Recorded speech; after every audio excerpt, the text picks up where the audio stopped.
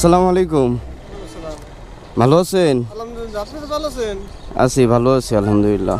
Motor সাইকেলের তেল শেষ হয়ে গেছে, এখন মানে বাসা থেকে আবার মানি ব্যাগ আনি নেই। হ্যাঁ, উঠবো, উঠলে নিয়ে যাবেন।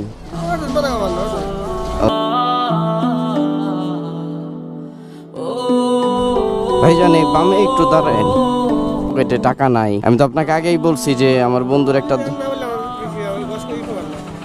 হ্যাঁ,